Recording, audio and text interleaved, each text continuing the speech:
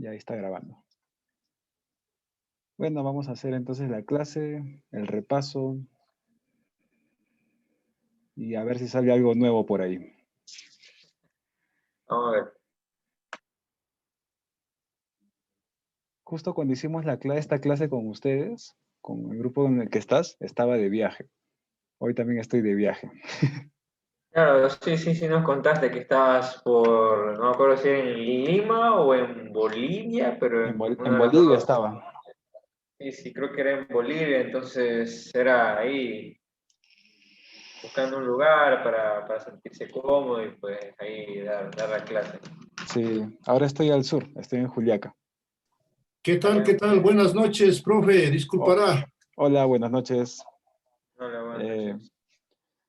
Hoy la clase toca, según el temario, vamos a ver sobre tipos de cables.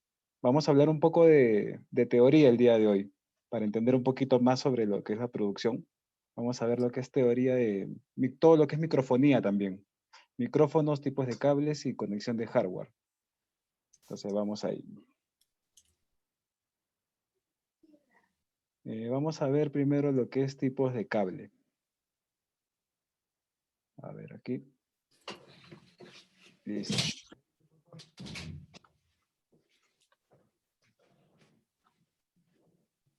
Vamos a ver lo que son niveles de señal y niveles operativos en sistema de audios. Me he encontrado siempre muchas veces en muchos estudios que ya graban bastante, pero no tienen muy claro la idea de los niveles operativos, niveles de señal y tampoco el tipo de cable que usan al momento de grabar. Entonces eso vamos a aclararlo el día de hoy. Los niveles de señal y niveles operativos son los siguientes. El nivel de micrófono, que son señales que utilizan porciones cercanas a la milésima parte de un voltio, expresado en milivoltios. Estos voltajes van hasta 0.775 voltios. Entonces esto quiere decir que si yo estoy con un cable que estoy utilizando un nivel de micrófono, quiere decir que estoy utilizando un voltaje, eh, poquísimo voltaje. Y esto me va a dar una ventaja de que va a haber poco ruido. Entonces esa va a ser una de las ventajas del nivel de micrófono. Y aquí están los ejemplos, ¿no? Por ejemplo, los micrófonos, las guitarras, los bajos eléctricos, con sistemas pasivos, claro. eh, Cabezales de grabadoras analógicas, entrada de amplificadores también, todos con nivel de micrófono. Y estos niveles de micrófono se ven en la práctica con los famosos cables Canon, los cables XLR. Entonces, no sé si tú, Marco, ya tienes experiencia grabando por ahí. Tú cuando grabas un bajo, por ejemplo, o si es que has grabado un bajo, una guitarra, lo has conectado directo desde el bajo a la interfase, ¿cierto?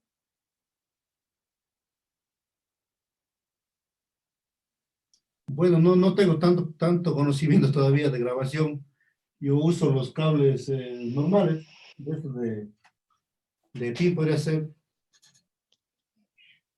Claro. Entonces, vamos a ver aquí una cosita. Siempre cuando nosotros tengamos que grabar algo, lo ideal es que siempre conectemos un cable que utilicemos niveles de micrófono. Entonces, en pocas palabras, que utilicemos el cable Canon XLR. Pero si yo tengo un bajo o una guitarra, por ejemplo, o un teclado, ¿cómo hago para yo conectar ese bajo hacia la interfase? Porque ahí estamos utilizando cable plug. Y el cable plug, como vamos a ver en un rato, utiliza niveles de línea, que son voltajes mayores, de 0.775 voltios o 1 voltio hasta 24 voltios. Entonces, esto me va a dar más voltaje y me va a dar ruido. Entonces, lo ideal sería hacer la conexión con esto. Son los Direct Box. No sé si ustedes han oído hablar del Direct Box. Estas cajitas de aquí, que se utilizan en vivo sobre todo. Este de aquí. Entonces, como el bajo no tiene salida Canon, entonces, ¿qué es lo que hacemos? Utilizamos el cable plug y lo conectamos aquí donde dice in, high Z. que esto significa alta impedancia. Estamos trabajando con voltajes más altos. Y por aquí sale en cable Canon, y esto se conecta recién a la interfase. Entonces aquí yo estoy haciendo una conversión de voltaje. Fíjate que acá dice alta impedancia y acá dice low Z, que significa baja impedancia. Entonces estoy entrando a nivel de línea y estoy saliendo en nivel de micrófono. Entonces no hay que confundir con los cables, porque alguien me podría decir, ¿no? Entonces ya me puedo mandar a hacer un cable que en un lado salga plug y en el otro salga Canon. Pero no es lo mismo, ¿no? Estoy utilizando ahí un nivel de línea, porque no estoy haciendo nada de conversión, estoy utilizando el mismo voltaje, pero diferente conector. Entonces lo que hace esta cajita es convertir aquí el voltaje de línea a micrófono. Entonces esto ya es distinto, ¿no? Porque sale plug desde el instrumento hacia la cajita y de la cajita a la interfase sale en cable Canon XLR. Sí me ubican hasta ahí, ¿verdad? Ah, claro. Sí, sí, una preguntita, profe. Sí, dime. Eh, o sea, esto sirve también para los pianos. Exacto. Exacto, porque los pianos, los sintetizadores, los teclados, tienen salida L y R. Ajá. Entonces lo que hacemos es conseguir dos de estas cajitas, uno que sea el L y otro que sea el R. Y ahí recién salimos en nivel de micrófono con dos cables. Y conectamos en la interfase 1 y 2. Ya, ya, ya. Bueno, Entonces es gracias. así, sí, es así como funciona, ¿no? Entonces, no quiere decir que esté mal tampoco si es que no tenemos la cajita, ¿no? Simplemente estamos utilizando mejores recursos para no tener mucho ruido al momento de grabar. Y cuando lleguemos a la parte de masterización, nos vamos a dar cuenta pues, que un mal cableado nos va a dar problemas digitales, como por Y, en- y ejemplo, en y en cuestión de micrófono también funciona, ¿no? O sea, ¿se puede convertir más todavía o...? no, porque el micrófono sí utiliza nivel de micrófono. Fíjate que el micrófono ya tiene la entrada Canon y sale Canon. Sí, sí. Sí. Ah, ya, ya, ok. O sea, eso es para todos los cables que tengan.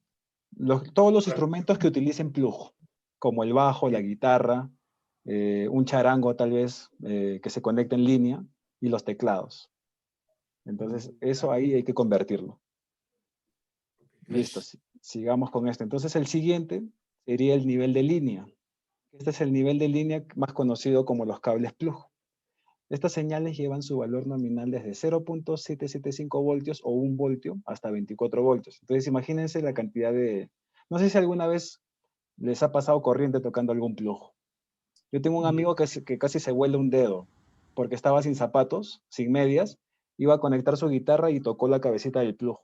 Y le pasó una corriente increíble. Pues estamos hablando de 24 voltios, que es considerable, ¿no? Y se le quemó pues toda esta parte, ¿no? Del dedo pulgar.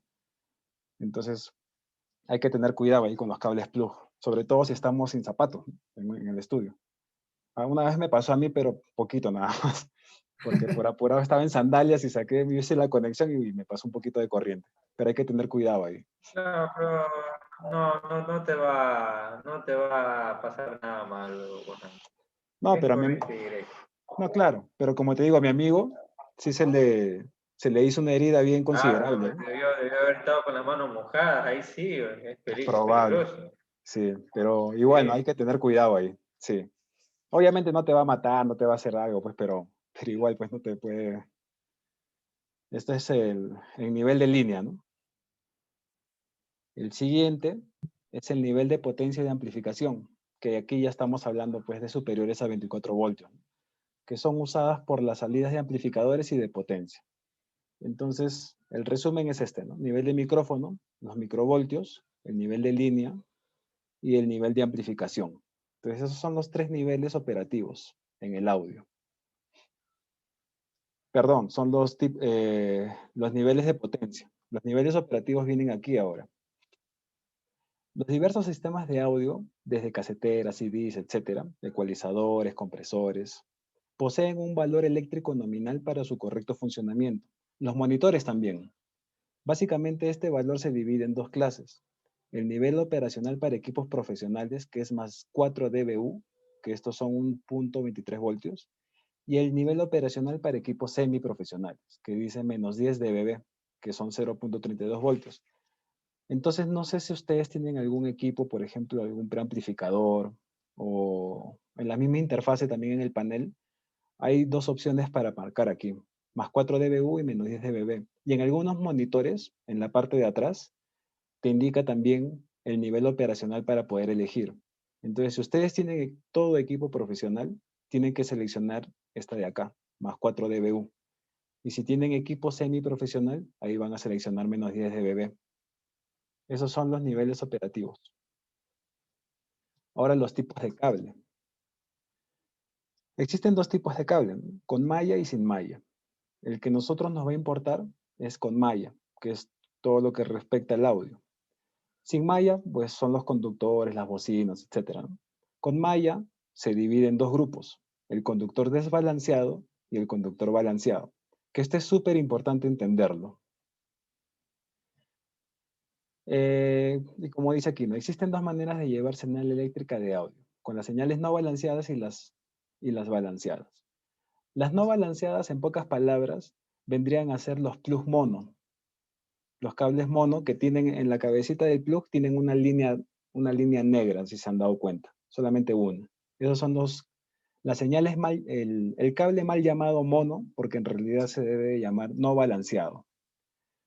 Y esto aquí, la ventaja, es para llevar, bueno, no la ventaja, sino las características, ¿no? Para llevar este voltaje de un equipo a otro necesitamos dos cables y dos conductores, el vivo o positivo y la tierra o masa. Es usado habitualmente por los equipos domésticos, por los instrumentos musicales, o sea, los cables plug que se utilizan para las guitarras, los pianos, y el audio semiprofesional. La desventaja es que son propensas a inducciones magnéticas y pérdidas de señal en largas longitudes de cable. Si tengo más metros en un cable, más señal voy a perder. Entonces, es por eso que yo les decía que hay que pasar de plug a micrófono en el nivel en esto de aquí, ¿no? En los niveles de señales. Y su nivel de operación es menos 10 dB. Esto es en Canon también existe no balanceado. Hay que tener cuidado ahí, porque los Canon también tienen señales no balanceadas. Y las señales balanceadas, la señal se lleva dos veces, pero una con polaridad invertida. Ahora les voy a mostrar en la gráfica para que entiendan bien esto. A esto le llamamos balanceado de una señal. Para llevar esta señal necesitamos conectores de 3 pines y cables de 3 conductores. Uno es el positivo, el negativo y el cable y la malla de cable que es la tierra. Y la ventaja pues es que es menos propensa al ruido. Aquí estamos hablando ya de los cables Canon, de los micrófonos. Porque las eliminan con mayor eficiencia que la jaula de Faraday, mayor longitud en el cable. Aquí podríamos utilizar mayor longitud, pero obviamente no vamos a exagerar porque siempre igual va a haber una disminución de señal a mayor longitud. Y el nivel de operación es de más 4 dBu. Estas son vendría a ser un Canon balanceado, por ejemplo, ¿no? A esto es lo que le decía con el jack, el plug. Cuando tienen una franjita negra es porque es el cable no balanceado, que es el cable típico de los instrumentos, ¿no?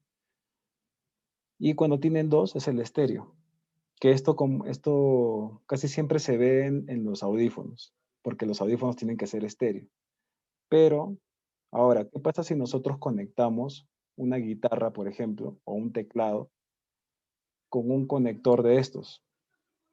Utilizar esto o esto va a ser lo mismo para un instrumento. Ahí no va a haber diferencia. Ahí sí tenemos que utilizar la caja directa que les decía.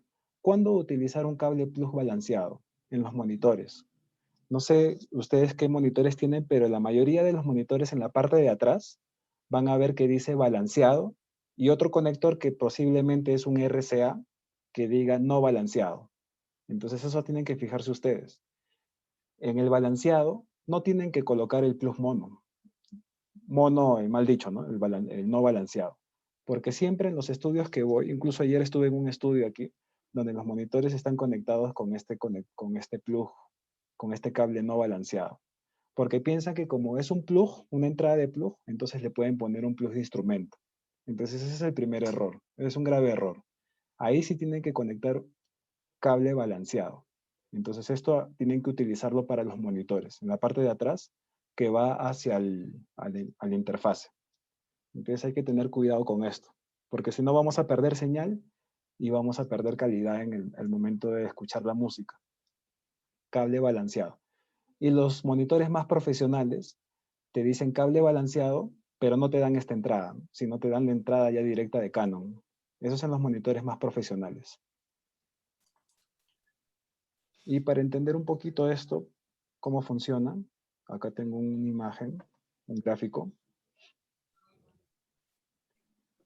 En el cable balanceado entra el positivo, la señal positiva y entra la señal negativa.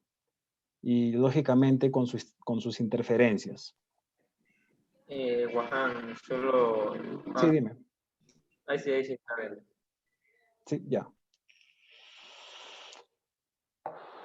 Listo, entonces en el cable, en el cable balanceado tenemos la señal en positivo y negativo y con sus interferencias. Entonces, ¿qué pasa cuando se va a sumar? Si esto se suma, como vimos en la primera clase, o en la segunda creo, en lo que es fase, si estas dos señales se suman, no voy a tener nada de audio, más al contrario voy a tener una suma de las interferencias. Entonces lo único que voy a obtener aquí es el ruido. Pero, ¿qué es lo que hace el cable balanceado? Al negativo lo invierte. Entonces, al invertirse el negativo, va a haber una suma de la señal y va a haber una cancelación de las interferencias. Es por eso que no tiene ruido el cable balanceado. Entonces, la resultante sería una suma de las señales y no interferencias, ¿se dan cuenta? Esto es lo que sucede en los cables balanceados. Por eso es muy importante tenerlo en los monitores, para no tener nada de ruido. Entonces, seguimos con esto.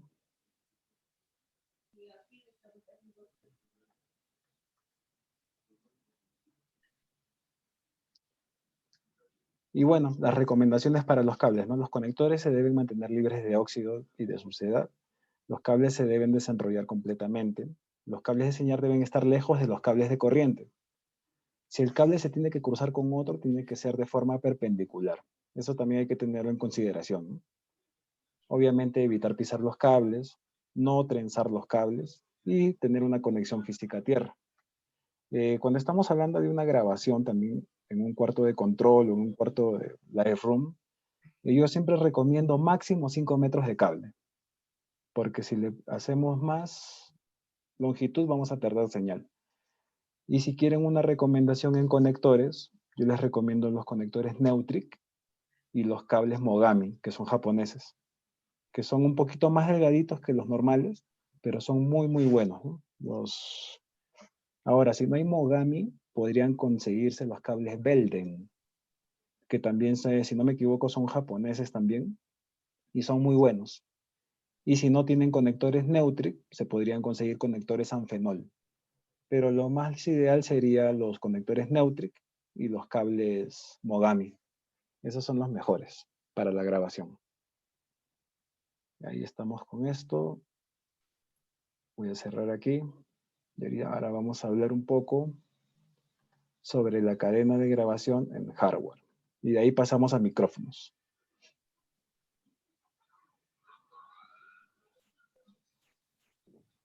A ver, estoy aquí.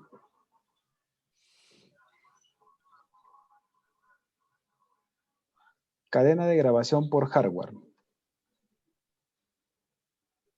Un equipo muy importante vendría a ser, un componente, mejor dicho, vendría a ser el convertidor. ¿Qué es lo que pasa en la señal digital? Cuando nosotros entramos desde el micrófono hacia la interfase va a tener que hacer una conversión de análogo a digital para que pueda entrar a la computadora.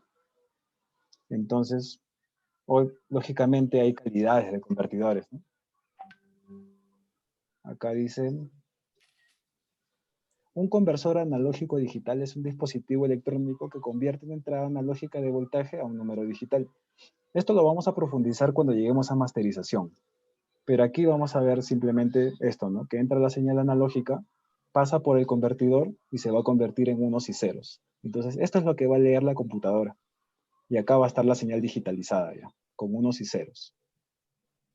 Y al revés, para que nosotros podamos escuchar lo que hemos grabado, todo lo que está en la computadora, tiene que haber una conversión de digital a analógico. Entonces, Esto es lo que está en la computadora grabado.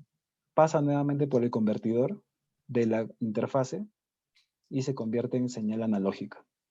Entonces, esto es uno de los componentes que hace que una interfaz sea más cara que otra, porque los convertidores tenemos en varias calidades, ¿no? Entonces, podríamos tener una interfaz pequeñita de 2 entradas y una interfaz más grande de 2 entradas y podemos pensar, ¿no? Pero si son 2 entradas, tienen lo mismo, entonces, ¿por qué una es más cara que otra? Es por justamente los convertidores. Este es uno de los componentes que hace la diferencia entre equipos. Entonces, el convertidor que es de más calidad me va a convertir mucho mejor la señal analógica en digital y vamos a tener mucha más calidad. Entonces, seguimos con esto que también lo vamos a profundizar en masterización. Entonces, el proceso es el siguiente, ¿no? Se muestra la señal analógica, se cuantiza la señal y se llega a una codificación del resultado de la cuantización en códigos binarios. Entonces entra la señal, se muestrea, se cuantiza y se codifica. Y sale la señal ya en digital. Eso es lo que hace el convertidor. Y por ejemplo, si nosotros quisiéramos llegar ya a otro nivel en grabación, como en los estudios profesionales, entonces necesitaríamos utilizar un convertidor en hardware, que solamente se va a dedicar a la conversión. Entonces, en este caso ya no vamos a utilizar el convertidor de la interfase, sino tenemos este equipo que va a ser exclusivamente a convertir la señal analógica a digital y digital a analógica. Y este equipito nada más, el más barato puede costar $3.500, ¿no? Que solamente se carga de la conversión de la señal. Entonces imagínense, ¿no? Para ese precio ya nos damos cuenta pues que la conversión es muy, muy importante, ¿no? Claro, sí, ya me acuerdo de lo triste que fue esa clase. O sea, hablamos de precios y separamos el balance. Hicimos el balance y todo y dijimos, no, o sea, terrible tener un estudio pro. Sí, bueno, sí, la inversión es fuerte, ¿no? Fue muy triste, todavía me acuerdo. Nadie salió feliz de esa clase, de verdad.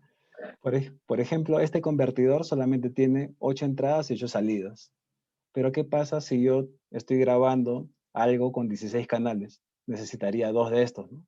Ahí ya serían ya como $7.000 solamente en conversión nada más. Entonces ahí ya nos damos cuenta pues de los equipos bueno, de los equipos que tienen los grandes estudios en realidad, ¿no? Porque los grandes estudios sí o sí tienen esto. No utilizan nada de la interfase. Entonces seguimos. Preamplificadores. El preamplificador es un dispositivo electrónico que convierte una señal eléctrica débil en una señal de salida lo suficientemente fuerte como para ser tolerante al ruido y lo suficientemente fuerte para enviarle un amplificador de potencia y luego poder oírla con los altavoces. Este es un preamplificador, por ejemplo, donde entran las señales, tiene varias salidas, etc. En el preamplificador, el usuario puede conectar todos los componentes de fuentes de audio y video, como reproductores de CD, de DVD, etc. El preamplificador también se usa como un conmutador entre fuentes y para procesar audio y o video. El preamplificador puede significar 2 cosas. El circuito preamplificador dentro de cualquier dispositivo, que esto es lo que tienen todas las interfaces, ¿no? Un circuito preamplificador dentro de cualquier dispositivo es el preamplificador que tienen las interfaces. Cuando nosotros le subimos la ganancia a la interfase, lo que estamos haciendo es levantar la señal de preamplificación. Eso es lo que estamos haciendo, el gain. Ojo que no es volumen, sino es ganancia del preamplificador que tienen todas las entradas de las interfaces. Por eso es que ustedes cuando leen manuales o leen el manual de alguna interfaz te dicen, ¿no? Esta interfaz tiene 4 entradas preamplificadas y 8 digitales. En total 12. Entonces tú piensas que puede tener 12 entradas. En realidad tiene 12 entradas la interfase, pero ahí bien claro te dice, ¿no? 4 son preamplificadas y 8 son digitales. Eso quiere decir que las 8 digitales no tienen preamplificación y hay que comprar preamplificador para utilizar esas entradas extras. Y solamente tenemos 4 a disposición. Porque si no tenemos preamplificación, no tenemos señal de entrada. Entonces no serviría de nada, ¿no? Y también puede significar un preamplificador que es un dispositivo externo dedicado que contenga dicho circuito. Quiere decir un preamplificador aparte, ¿no? El propósito de un preamplificador es amplificar señales de bajo nivel a nivel de línea, es decir, el nivel de operación estándar de su equipo de grabación. Por ejemplo, aquí vamos con unos preamplificadores. Este es uno de los más económicos, por ejemplo, ¿no? De la marca ART. Entonces, si nosotros vamos a utilizar preamplificadores externos, ya no le vamos a levantar la ganancia a la interfaz, porque si no, de nada serviría.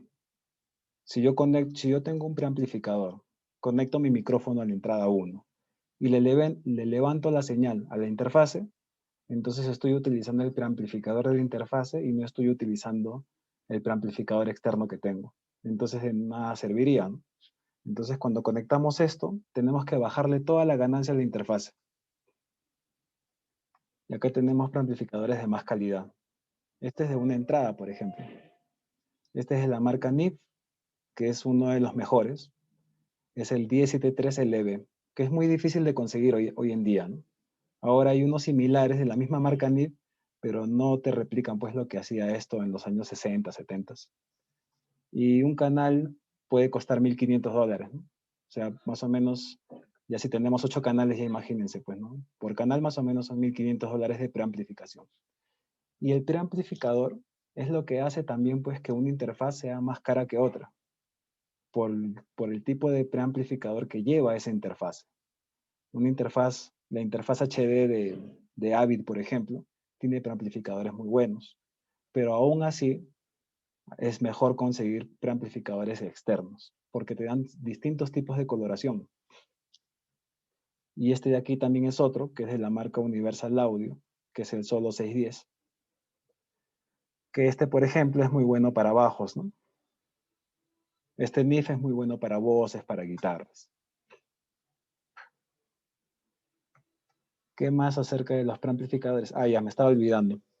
Si conectamos un micrófono que necesita Phantom Power, un condensador, que lo vamos a ver ahora más adelante, el Phantom Power ya no lo vamos a activar desde la interfase, sino lo vamos a activar desde el preamplificador. Es como lo que le decía de los convertidores, ¿no? Si tenemos un convertidor en hardware aparte, entonces ya no se va a utilizar el convertidor de la interfase. Si tenemos un preamplificador externo, entonces ya no vamos a utilizar el preamplificador de la interfase.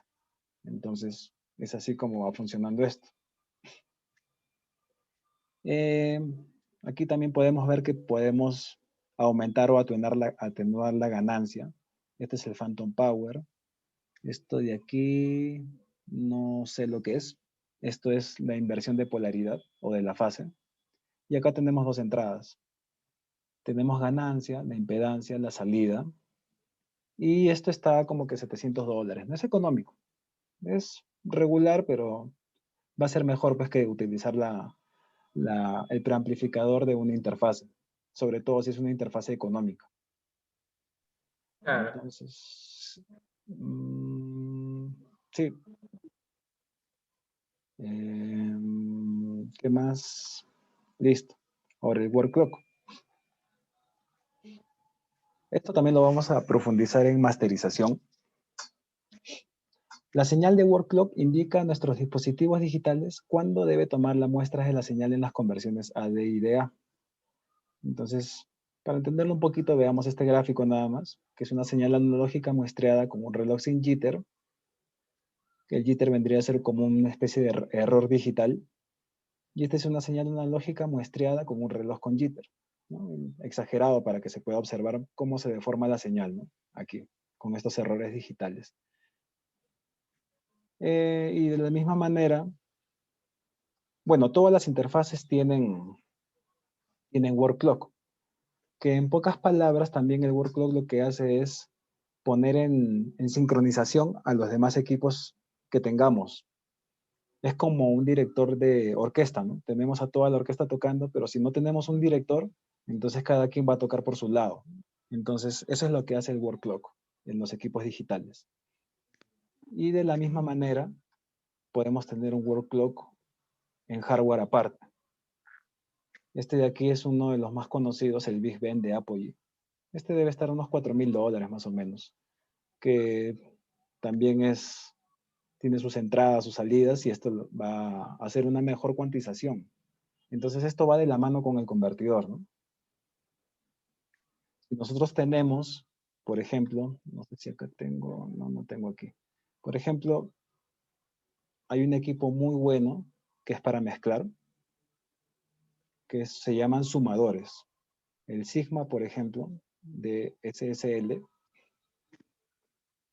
este de aquí, este aparatito de aquí. Aquí en Lima está $5.500 este aparatito. Entonces, esto lo que hace es, sí, tienes una pregunta, creo. Ya bajó de precio, nos dijiste 6.500 hace tiempo. Sí, justo pregunté, hace poco encontré una tienda que lo tenía y solamente hay uno nada más. Y está $5.500. Entonces esto tiene 24 entradas. Oh, Esto lo que hace es darle una coloración muy interesante a la señal de audio. Entonces, supongamos que ustedes ahorran y se compran esto y lo conectan todo bien, pero no tienen convertidor aparte, no tienen word clock aparte, no tienen preamplificación aparte, entonces de nada les serviría, porque van a pasar la señal, pero al pasar la señal están utilizando la conversión de la misma interfase. Entonces, están capturando una buena coloración de aquí de señal y la van a perder al momento de la conversión, si es que utilizan la interfase. Entonces, todo va de la mano, ¿no? Si vamos a comprar algo externo, necesitamos también comprar convertidores externos. Y fíjense que acá tenemos 24 canales y el convertidor que les mostré hace un momento tiene 8. Entonces, ¿cuántos convertidores necesitarían? 3, ¿no?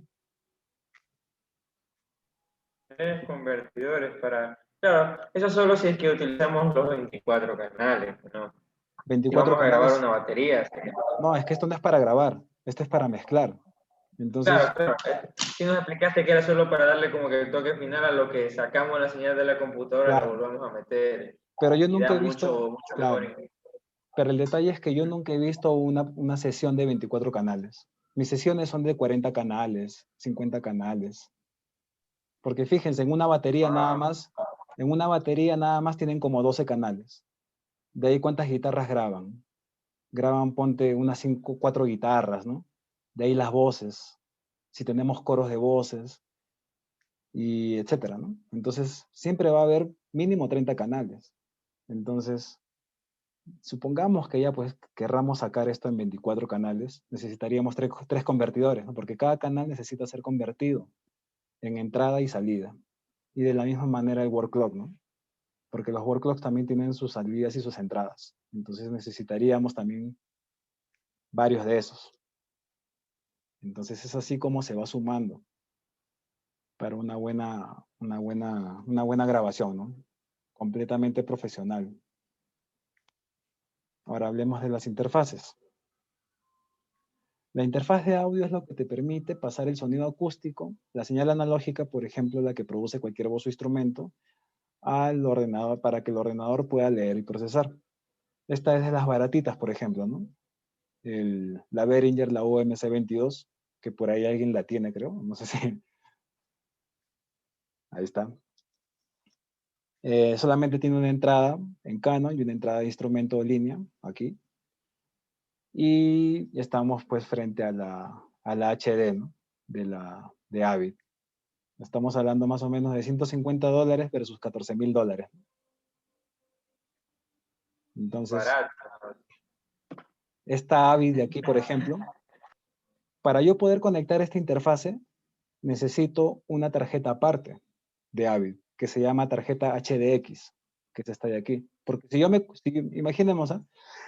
Me emociono, ahorro $14.000, me gasto todos los ahorros de mi vida, pido préstamo, lo que sea, y me compro la interfaz HD. Y me doy cuenta que cuando la voy a instalar no puedo, porque me falta algo más. Entonces, ¿qué es lo que me faltaría para conectar una HD? Me tocaría comprar esto. Y ahí se van a fijar cuánto cuesta. HDX de Avid. Entonces yo necesito esto de aquí. Este está a $4.000. Entonces, si yo no tengo, esto es lo que va al computador por PCI. Y la HD y la tarjeta HD que les mostré hace un momento, que es esta de aquí, se conectan por este puerto. Y es ahí donde recién ya puedo utilizar la tarjeta, la interfase para grabar. Entonces no es que me compro la tarjeta HD y listo, ¿no? Necesito esto también, que es el procesamiento para que pueda ya funcionar bien la tarjeta. Entonces van de la mano, solo que las venden aparte, ¿no? Entonces alguien que no sabe se compra solamente lo otro y ahí está perdido y pues va a tener que conseguir $4,000 más para comprar esto, ¿no? Que es la HDX. La ventaja de esto es que trabaja en modo DSP, entonces ya su computador no va a necesitar pues de la RAM, por ejemplo, ¿no? Si nosotros abrimos 500 plugins, los plugins van a ser procesados con esta tarjeta HDX. Ya no vamos a procesar con la RAM de la máquina. Entonces esa es una de las ventajas. Eso lo vamos a ver ahí cuando lleguemos a la parte de plugins también. Entonces seguimos aquí.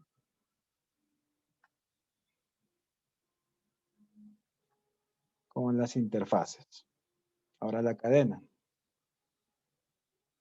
Fíjense aquí también cómo son las entradas y las salidas. Fíjense que no tenemos nada de Canon acá. Esta vendría a ser, por ejemplo, las entradas del 1 al 8. Las salidas 1 a 8, las entradas de 9 a 16 y salidas de 9 a 16. Entonces se preguntarán cómo yo conecto entonces un micrófono aquí, ¿no? Entonces ahí sí necesitarían hacerse este tipo de cable. Porque este pin de aquí es un DB25. Entonces ahí necesitaríamos un cable DB25 a Canon. Vamos a ver. Entonces necesitaría esto yo.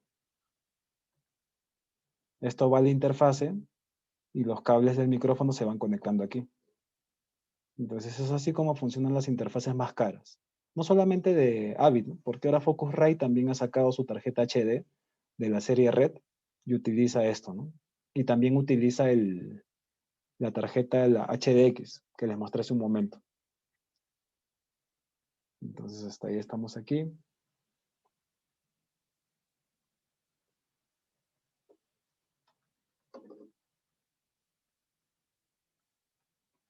Ahora la cadena de hardware, ¿no? ¿Cómo es la conexión? La conexión sería lo siguiente, ¿no? Ahorita estamos en el número 2, que es la más sencilla. Tenemos el micrófono, lo conectamos a la interfase y la interfase va al computador. Entonces esta es la conexión más sencilla que hay. Ahora, ¿qué pasa si nosotros nos conseguimos un preamplificador? Porque es lo primero que nosotros vamos a comprar cuando queremos ir a otro nivel. Comprar un preamplificador. Entonces ahí sí ya utilizamos el micrófono y del micrófono va el preamplificador. Entonces aquí es donde se coloca, si el micrófono es condensador, le ponemos el Phantom Power aquí y ya no en la interfase. Entonces el preamplificador va hacia la interfase y de la interfase recién se sale al computador. Y en el caso de que ya queramos tener otros equipos como por ejemplo un compresor o un ecualizador, vamos primero del micrófono al preamplificador y del preamplificador vamos al compresor. Del compresor vamos al ecualizador, de ahí salimos a la interfase y del computador. En este caso yo no utilizaría un ecualizador, ¿no? Simplemente un compresor, pero con mucho cuidado. Porque la ecualización en realidad yo la hago con la microfonía. Yo ecualizo con la microfonía. No ecualizo yo con ecualizador externo. Y ya si tengo que retocar algo, lo ecualizo en la mezcla, utilizando buenos ecualizadores de plugin, ¿no? Y el ecualizador, el compresor hay que tener cuidado, porque imaginemos que estamos grabando algo, lo pasamos por el compresor, ya está en la computadora, y nos damos cuenta que está muy comprimido, ya no hay marcha atrás, porque ya entró la señal comprimida. Entonces, para utilizar compresor hay que tener mucha experiencia utilizando esto. Si no, no va a haber vuelta atrás y la grabación va a estar mal, ¿no? Entonces, lo más recomendable es la 1. Del micro al preamp, del preamp a la interfase y de la interfase al computador. Eso de ahí. Ahora, aquí lo vemos en este gráfico, ¿no? Entramos del micrófono a la entrada del preamplificador y de la salida del preamplificador, en el caso tengamos ya la interfase, de la salida del preamplificador, entramos a la interfase, directo. Pero si tenemos un compresor, es una cadena, ¿no? Entra, sale, entra y sale. Entonces el micrófono entra al preamplificador, sales del preamplificador y entras al compresor.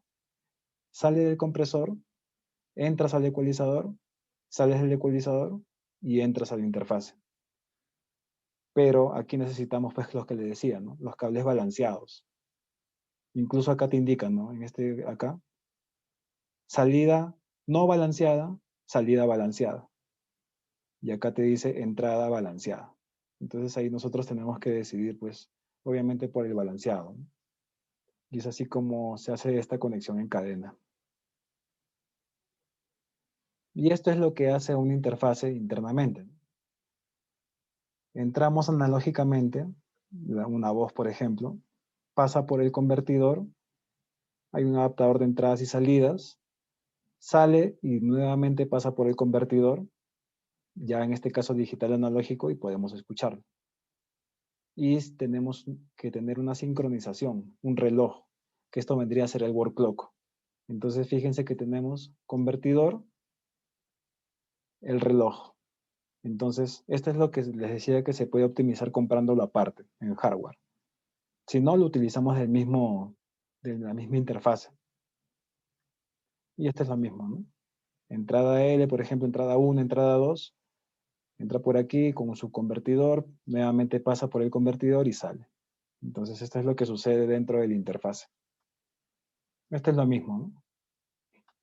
Y listo. Hasta ahí estamos con eso. No sé si tienen alguna consulta sobre hardware, a la conexión, etcétera.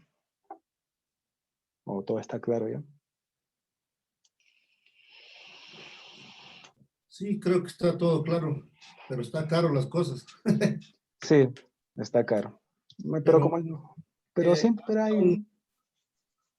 había un punto número, creo que era el 18 de las conexiones. ¿Está? Bueno, de momento yo tengo es la 2. La número 2, esta de aquí. Creo que todos tenemos esa o no. Sí, esta es la más básica, ¿no? Esta es la más básica. Entonces, o sea, el de abajo es el más profesional, según veo, ¿no? Sí, este es más pro. Ya, y el número 1, Este también es pro. Solamente que aquí estamos agregando compresores y ecualizadores. Pero para utilizar esto hay que tener muchísima experiencia.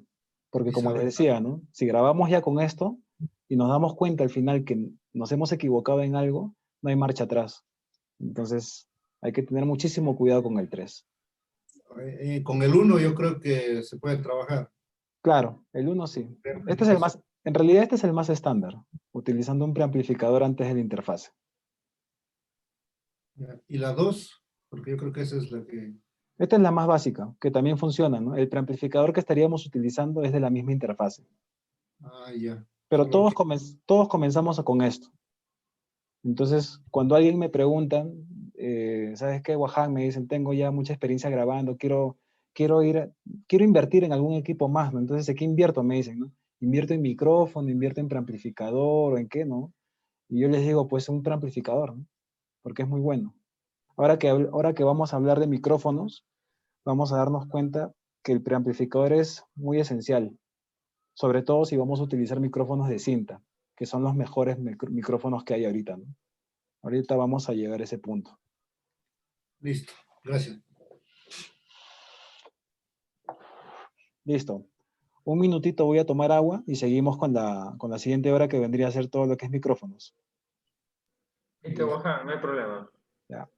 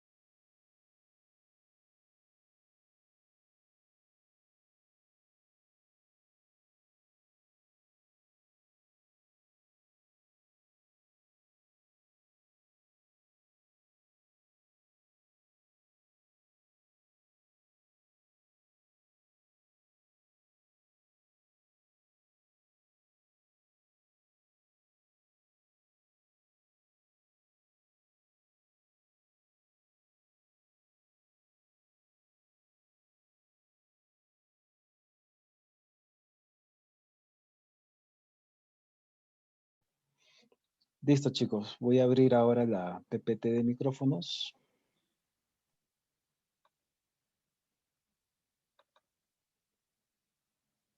He estado leyendo mucho acerca de los micrófonos de cinta ahora último. Ahí les voy a comentar lo poco más que sé acerca de esos micrófonos. Son muy buenos, muy buenos. Solo que un poco caritos nada más. Bien frágil. Son muy frágiles también, sí. Listo, vamos a ver aquí. Bueno, vamos a ver un poquito de historia acerca de esto primero. La palabra micrófono viene del significado micro, las palabras griegas pequeño y de la voz del significado fone. Y pues el teléfono, el año de invención fue en el año 1871, se patentó en 1876 y el micrófono, el año de innovación fue en 1877 por David Edward Hughes. Y bueno, otros precursores de la innovación del micrófono fueron Thomas Alva Edison, Henry Hunnings, por mencionar algunos pioneros. Y aquí tenemos, ¿no?, el micrófono. Es un transductor. Es un dispositivo capaz de convertir una energía en otra, manteniendo las características originales. O bueno, tratando de mantener las características originales, ¿no? Porque vamos a ver ahora que en el rango de frecuencias siempre van a haber ciertas modificaciones. Sobre todo en los micrófonos económicos, para darnos una sensación de que suena bonito, ¿no?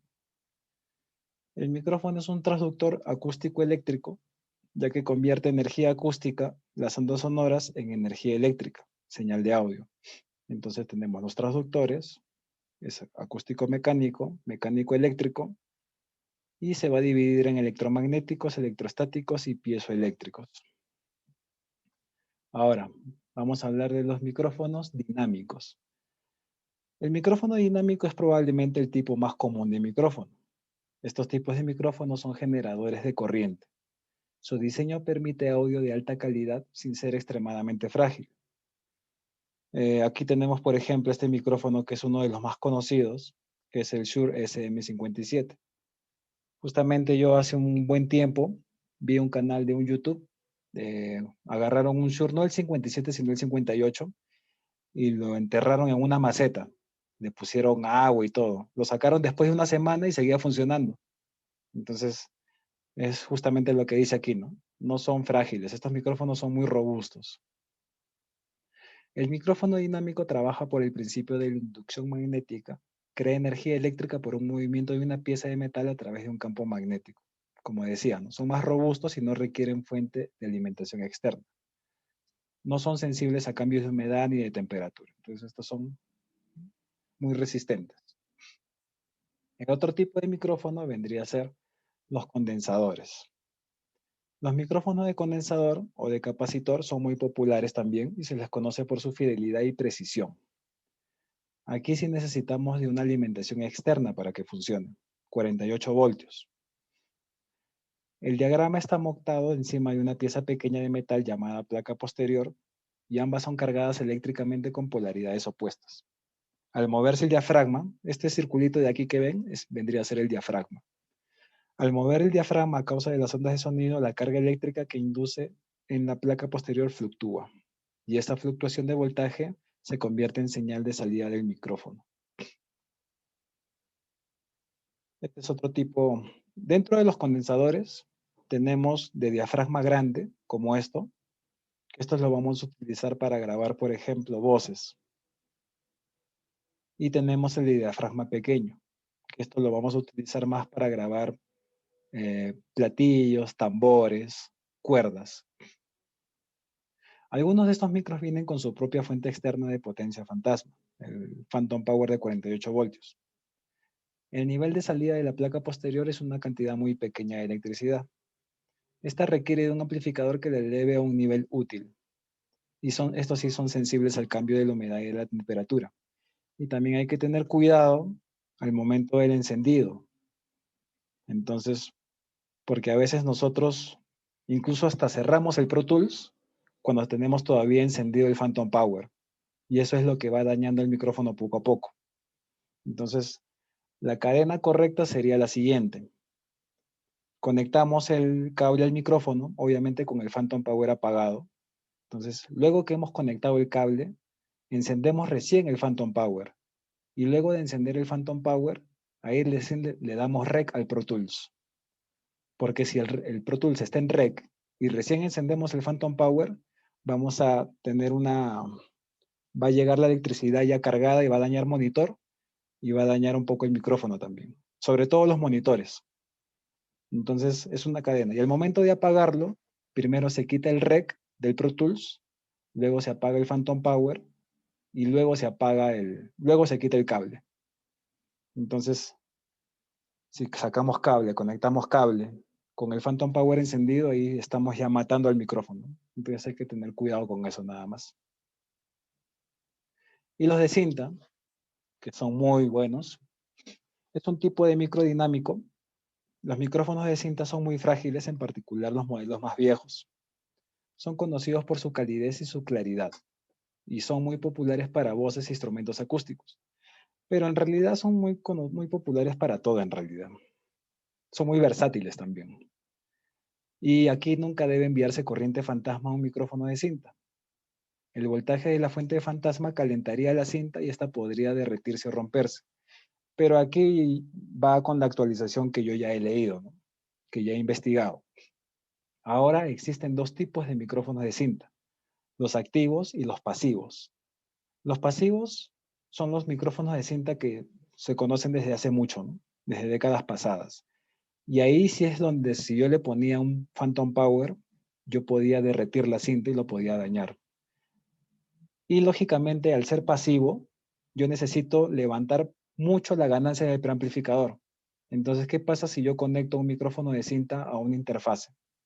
Casi todas las interfaces no tienen la ganancia necesaria para poder levantar a un nivel óptimo un micrófono de cinta. Entonces hay que tener ahí en cuenta eso, que el preamplificador de una interfase no va a ser suficiente para un micrófono de cinta, el pasivo, estamos hablando del micrófono de cinta pasivo. Entonces ahí sí necesitamos un preamplificador, sí o sí, para poder levantar la ganancia a tal punto de que ya esté optimizado para que el micrófono de cinta pasivo funcione. Otra característica del micrófono de cinta pasivo es que no tiene muchos agudos. Entonces esto puede llegar más o menos hasta 15 kHz. Entonces los agudos suenan como que un poco apagados. Y en realidad es como así como debe sonar un instrumento, ¿no? Que no suene muy agudo, muy estridente. Entonces, cuando ustedes en algún momento graben, por ejemplo, una trompeta, utilizan, según mi experiencia, ¿no? Según mi experiencia, si yo micro una trompeta con un micrófono dinámico, me va a dar una estridencia en los agudos. Y la trompeta tiene muchos agudos. No sé si ustedes han analizado canciones con trompeta, por ejemplo, los discos de Marc Anthony, y suenan súper cálidos esos agudos. No te están molestando el agudo. Entonces, esos son grabados con micrófonos de cinta pasivos. Llegan hasta 16 o 15 kHz y de todos modos se va a sentir el agudo, pero no se va a sentir con esa estridencia. Entonces, por eso es que son muy buenos estos micrófonos de cinta, porque suenan súper cálidos. Y también los platillos. Si quiero micrar el cuarto de una batería, por ejemplo, si utilizo un micrófono de cinta me va a sonar súper cálido. Ahora, ¿cuál es la diferencia de los micrófonos de cinta activos que han salido desde aproximadamente hace unos 4 años? Los micrófonos de cinta activos vienen no vienen con un Phantom Power, pero si yo le activo el Phantom Power ya no los va a dañar. Y vienen con un detalle que ya no llegan hasta 15 o 16, sino llegan hasta 20. Entonces hay muchos micrófonos de cinta activos que si bien es cierto tienen esa coloración de ser de cinta, pero se confunden mucho con los condensadores. Entonces, si yo quiero grabar algo con cinta, yo me compraría un activo o un pasivo. Yo me compraría un pasivo, no sé ustedes. Claro, o sea, si van a grabar instrumentos, sí, un pasivo. Claro, porque si yo me compro un micrófono de cinta activo, son muy parecidos a los condensadores. Entonces, ¿de dónde estoy sacándole provecho? Sería prácticamente casi lo mismo, ¿no? Y sobre todo estos micrófonos, hay unos que han salido que son muy mencionados en la actualidad, que son hay una marca que se llama SE Electronics y hay una serie de cinta que se llama Voodoo, que tiene el BR1 y el BR2. Entonces, lo voy a mostrar aquí. SE Electronics BR1, el BR1, por ejemplo. El BR1 es y es pasivo. Entonces, suena como debe sonar uno de cinta, porque solamente llega hasta 15 kHz, necesitas levantar bastante ganancia para sentir la calidez y hay que tener cuidado con el Phantom Power. Pero también salió la versión BR2. La versión BR2 es de cinta activo. Y estos son los que tienen cierta coloración de cinta, pero se parecen mucho a los de condensadores. Entonces, han hecho que llegue a más agudos, como les decía, pero la idea es que no llegue tan agudo, ¿no? Entonces ya ahí no sería de cinta. Y otro muy común que se está viendo muchísimo ahora, que es de mejor calidad que les acabo de mostrar, es el Rode, el NTR. El que les mostré hace un momento está aproximadamente $600. Y este de aquí está 800. Pero este de aquí es de cinta activo. Entonces, ese es el detalle, ¿no? Entonces, yo como les decía, no me compraría un micrófono de cinta activo porque ya no tengo esa coloración de cinta como debe ser, ¿no? Entonces, yo me compraría, por ejemplo, el que les mostré hace un momento, el BR1.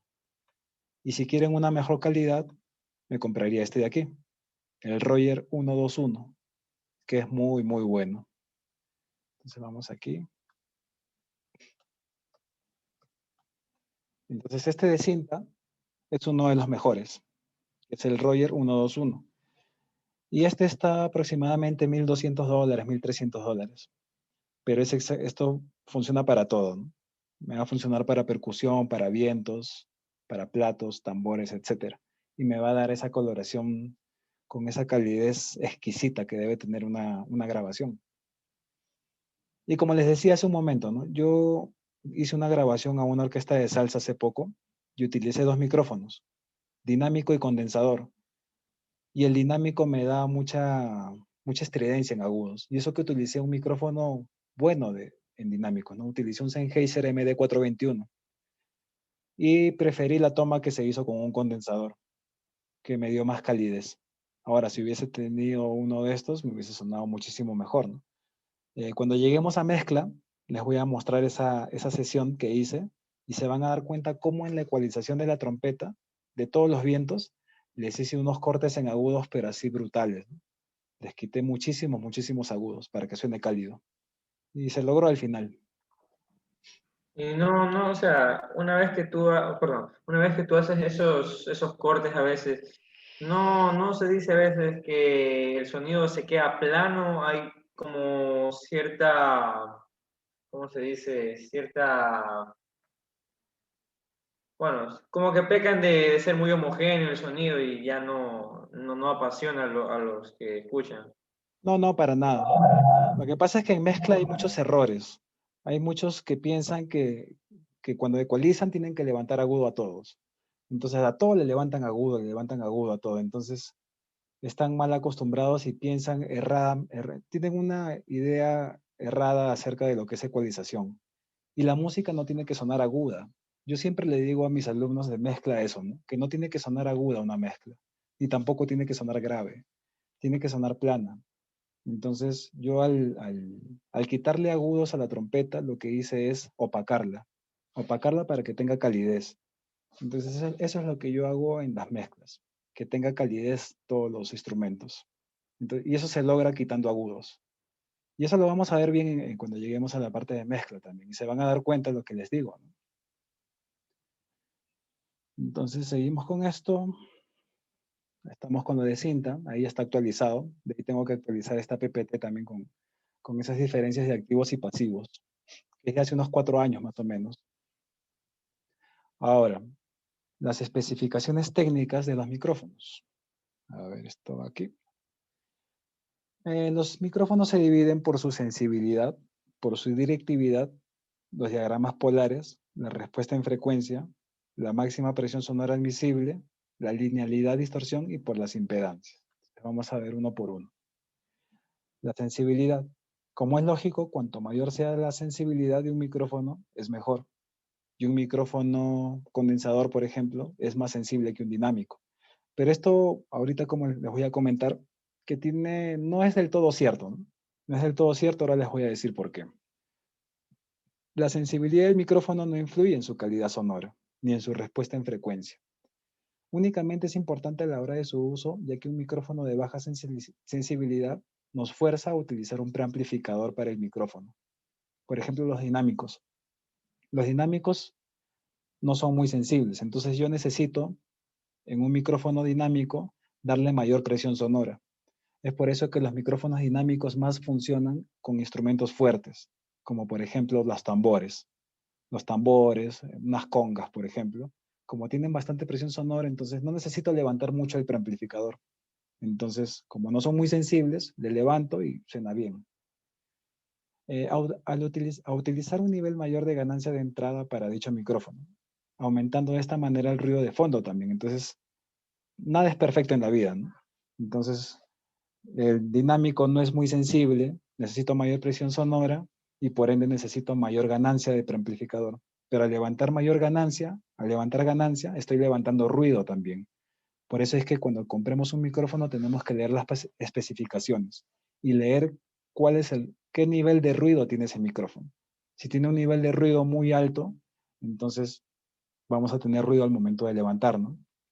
Por ejemplo, en los micrófonos de voz económicos, estamos hablando del Behringer B1, por ejemplo, el B2, un Samsung, por ejemplo, el Audio-Técnica 2020 o el Rode NT1. Yo he leído las especificaciones de todos esos micrófonos, he leído sus manuales, y el que menos ruido tiene es el Rode NT1. Entonces, si yo tendría que comprar un micrófono para voz económico, compraría el Rode, porque tiene menos ruido. Entonces, eso me permite levantar más ganancia y tener más calidad. Entonces, ese punto es muy importante al leer un manual de un micrófono.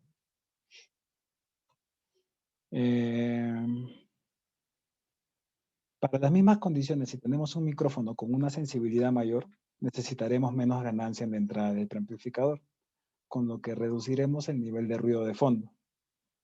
Entonces también tenemos que ver eso, ¿no? Si tenemos un condensador, por ejemplo, no vamos a necesitar levantarle mucha ganancia. Pero al ser condensador, el ruido del micrófono se va a sentir más también. Entonces hay que tener en cuenta eso, ¿no? Eso no quiere decir, no, tengo un condensador, no le voy a levantar mucho ruido. No le voy a levantar mucha ganancia, entonces no me va a dar ruido, podemos pensar, ¿no? Pero ya de por sí el micrófono tiene ruido, porque todos los equipos electrónicos tienen un cierto ruido. Entonces hay que tener en cuenta eso también. Y eso es lo que les decía, ¿no? Acerca de los micrófonos que acabo de mencionar. Todos esos que les mencioné son condensadores. Tienen su ruido y el que tiene menos ruido es el que sonaría mejor, en realidad. Sin embargo, cuando se utilizan muchos micrófonos, caso muy típico en grabaciones y actuaciones en vivo, el nivel de ruido de fondo producido en cada canal se va sumando. Entonces puede ser que en mi canal 1 del Pro Tools tengo poquito ruido, pero cuando estoy mezclando y voy sumando todo eso, me va a dar mucho ruido. Y sobre todo cuando ya comience a masterizar, porque voy a colocarle compresores y el compresor lo que va a hacer es levantar el ruido de fondo. Entonces se va a notar más ruidoso. Entonces es una cadena, ¿no? Si queremos sacar un producto, una producción de buena calidad, necesitamos empezar por tener buenos micrófonos, o al menos que tengan poco ruido. Entonces siempre es bueno leer las especificaciones, leer los manuales. Y bueno, a la suma de todos esos canales al máster va a llegar mucho ruido y va a ser realmente muy problemático, ¿no? Sobre todo si estamos hablando de audio digital. Ahora hablemos de la directividad. La directividad de los micrófonos, estos se dividen en dos grandes grupos, los omnidireccionales y los direccionales. Y los direccionales se van a dividir a su vez en bidireccionales y en unidireccionales. Y los unidireccionales se van a dividir en cardioide, supercardioide e hipercardioide. Entonces vamos a ver esto. El cardioide, que vendría a ser de los unidireccionales, Un microcardioide es más sensible sobre el frente del mismo y menos sensible en la parte posterior. Eso quiere decir que si yo tengo mi micrófono aquí, me va a captar por acá, acá va a estar la sensibilidad y por atrás va a ser poco sensible. Entonces no me va a captar mucho lo que hay atrás, pero aún así me va a captar, entonces hay que tener cuidado ahí. Ahorita lo vamos a ver. Los sonidos que arriben directamente al diafragma del micrófono serán captados del mejor modo posible por el micrófono. Los sonidos que arriben directamente al frente del mic se dice que están en el eje o on axis. Eso quiere decir que si yo voy directo al diafragma, eso quiere decir que estoy on axis o en 0 grados. Y a medida que voy incrementando el ángulo, la sensibilidad disminuye. Eso quiere decir que si yo voy haciendo un ángulo con el micrófono, entonces ya no me va a captar directamente hacia el diafragma, sino estoy en ángulos. Y ahí la sensibilidad va a disminuir. Y la parte posterior vendría a ser 180 grados, en donde ahí va a ser menos sensitivo el micrófono. Estamos hablando de un concierto en vivo, por ejemplo, y tenemos un monitor al frente de nosotros. Si nosotros usamos un cardioide, entonces vamos a tener captación de ese monitor. Entonces ahí vamos a tener cuidado. Y eso va a depender también del micrófono, ¿no? Si usamos un cardioide, un supercardioide o un hipercardioide. Ahí vamos a ver la diferencia. El supercardioide ofrece un área de captación más ajustada que un cardioide. Eso quiere decir que si yo tengo aquí un supercardioide, lo que va a pasar a los extremos no se va a escuchar mucho, sino va a captar más lo que está al frente. Y el área pequeña de sensibilidad detrás del micrófono, lo que va a pasar atrás, se llama lóbulo trasero. Entonces, todo tiene sus pros y sus contras, ¿no? Como le decía, nada es perfecto. Entonces, el supercardioide va a ser más ajustado a mi voz, a lo que va a pasar al frente en 0 grados, pero va a ser más sensible por la parte posterior. Entonces, eso quiere decir que si yo estoy en un concierto en vivo, yo podría tener un supercardioide porque no me va a captar lo que está pasando a mis costados, sino va a captar lo que pasa solamente en mi boca, pero me va a captar más lo que está atrás. Y si yo tengo un monitor de piso, puede ser que acople. Entonces ese va a ser la contra de los supercardioides. Y el hipercardioide tiene un patrón de respuesta frontal muy estrecho. Eso quiere decir que se va a hacer más ajustado a mi voz todavía y no me va a captar. Si alguien habla por aquí, no me va a captar el micrófono. Simplemente me va a captar, va a ser más direccional este micrófono de aquí. Tiene un patrón, bueno, responde más aún a los sonidos detrás. Entonces eso quiere decir, mientras más ajustado esté hacia la dirección de mi boca, más sensible va a estar por atrás. Entonces ahorita lo vamos a ver con un gráfico hecho. Vamos a ver aquí. La respuesta direccional. Ahora tenemos los omnidireccionales. Ya vimos aquí el cardioide, el supercardioide y el hipercardioide, que son de los unidireccionales. El bidireccional, o también llamado figura 8, es sensible a los sonidos que arriban desde el frente 0 grados y la parte posterior 180. Y rechaza lo que pasa a los costados, ¿no? La coloración fuera del eje se refiere al cambio que ocurre en el sonido cuando el mismo arriba desde un ángulo fuera de la captación. Entonces, si algo me va a captar por los lados, va a tener otra coloración distinta. No va a ser mejor siempre que sea directo. Y el efecto de proximidad, que esto lo tienen todos los micrófonos, que es un incremento de las respuestas bajas que ocurre cuando el micrófono está cerca de la fuente. Eso quiere decir que si yo me pego al micrófono, mi voz va a tener más cuerpo, se va a escuchar más grave. Y eso puede ser un problema en los micrófonos de condensador, sobre todo si estamos hablando de los económicos, porque los económicos siempre tienen una respuesta en frecuencias graves muy, muy molestosa. Entonces, si yo me pego mucho, va a ser más molestoso aún. Entonces hay que tener cuidado ahí. Y cuando vamos a grabar a alguien y le decimos que pruebe la voz en el micrófono, tenemos que decirle que se coloque ya en la altura donde va a grabar, porque a veces prueban aquí, yo le puedo ecualizar, le puedo bajar todo y después cuando cantan se alejan y ya se perdió todo el cuerpo. Entonces hay que tener cuidado con eso, ¿no? Y los omnidireccionales, que ya vimos unidireccionales, bidireccionales, que pertenecen a los direccionales, porque solamente tienen una dirección, y ahora los omnidireccionales, que es igual sensitivo en a todos los sonidos, sin hacer caso de la dirección desde la que viaja la onda de sonido. Por ejemplo, si queremos grabar coros, Cuando lleguemos a la parte de mezcla y yo les muestre la salsa que grabé, por ejemplo, es como es una salsa cubana y bastantes coros. Y yo puse el micrófono en modo omnidireccional y puse a los cantantes alrededor del micrófono y todos cantaron a la vez. Entonces, como es un omnidireccional, me va a captar absolutamente por todos los ángulos.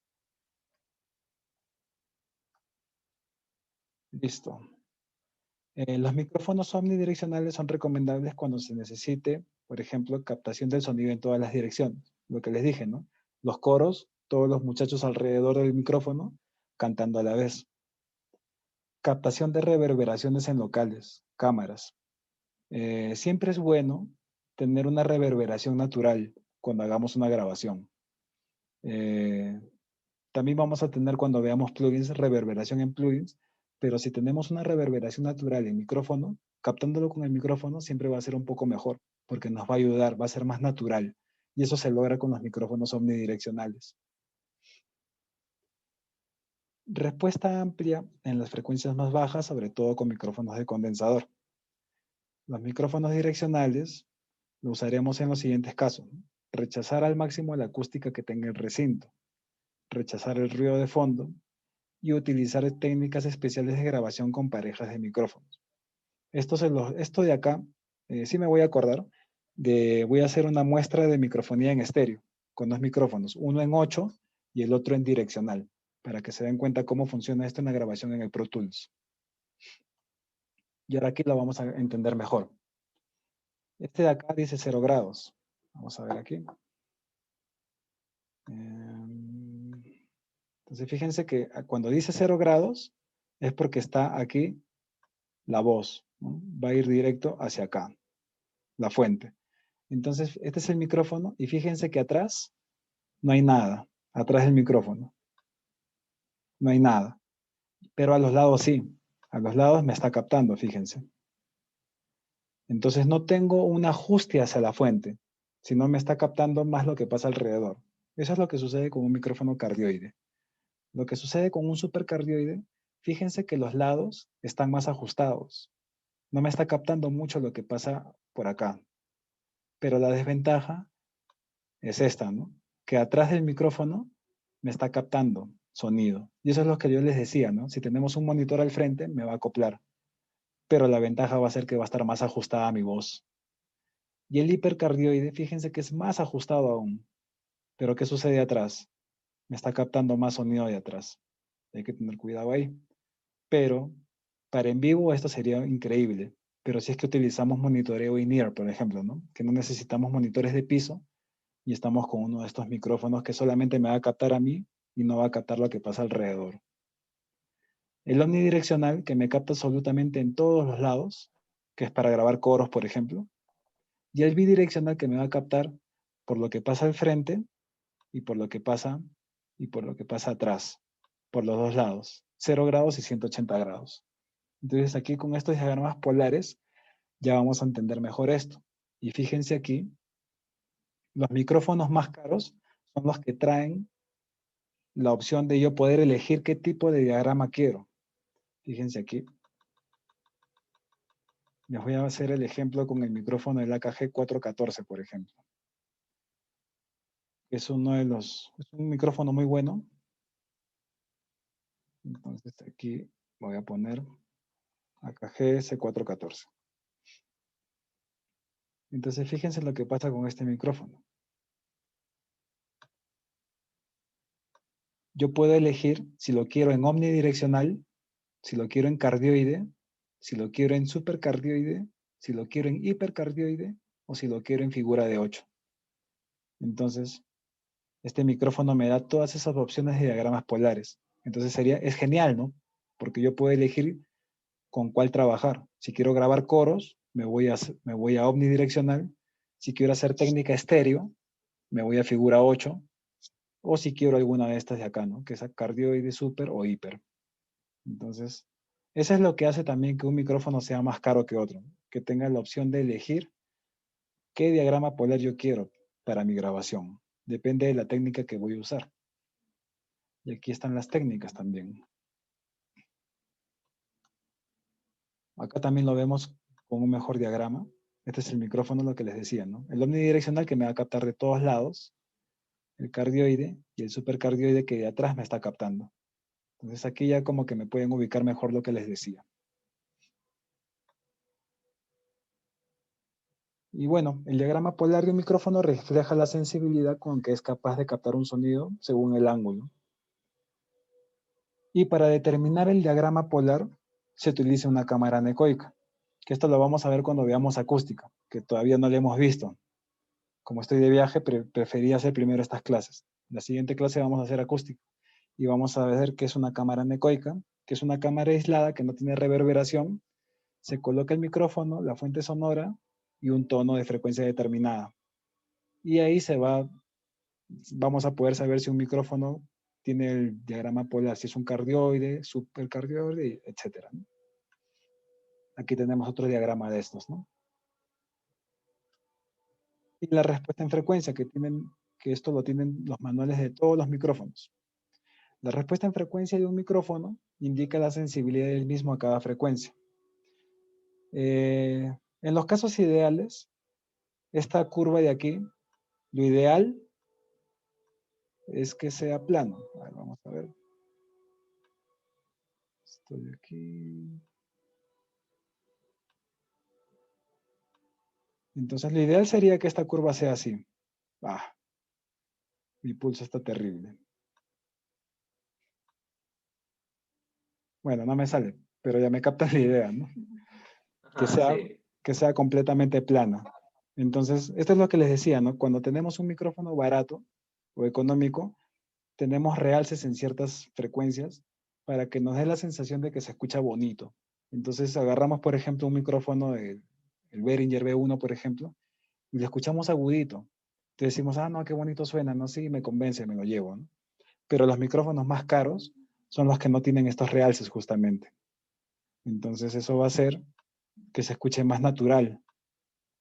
Porque si yo tengo un micrófono que no tiene realce, lo voy a escuchar como es. Entonces suena más natural. Y los de cinta son los que suenan más naturales aún. Entonces fíjense aquí cómo tiene este realce, ¿no? Es un ejemplo el de aquí. Vamos a ver. Como hemos visto al principio, al hablar de los diagramas polares, los micrófonos no tienen la misma sensibilidad para cada ángulo de incidencia ni para cada frecuencia. Por tanto, es difícil conseguir una respuesta uniforme en todo el espectro. Entonces, cuando nosotros veamos manuales de micrófonos, nos van a indicar, nos van a dar esta respuesta en frecuencia, pero nos van a indicar si es que el micrófono lo ponemos en modo cardioide, nos va a decir, tenemos esta respuesta en frecuencia. Y después nos va a decir más abajo, si lo tenemos en modo supercardioide, vamos a tenerlo en esta frecuencia. Entonces, eso va a cambiar. Entonces, voy a ver si es que logro ver aquí un manual. Este manual, por ejemplo, que es el AKG C414, y ahí nos indica todas esas cosas. Vamos a ver.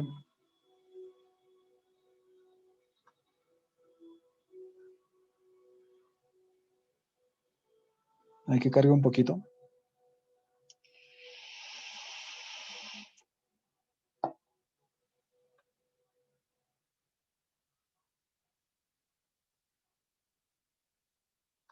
Y de ahí les voy a decir las recomendaciones y me pueden preguntar, ¿no? Para cierto instrumento, ¿qué micrófono les puedo recomendar?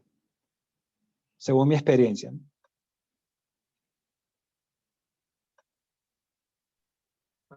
Sí, ahí me acuerdo que en esa clase sí pasamos una hora ahí hablando de Las qué recomendaciones, ¿no? micrófono es para esto. Sí, fue una clase completa. Sí. A ver, por ejemplo, aquí vamos a ir a la parte de respuesta en frecuencia. Esto está en alemán, pero igual lo vamos a entender con la figura nada más. Aquí ya me pasé, creo. Ahí está. Fíjense.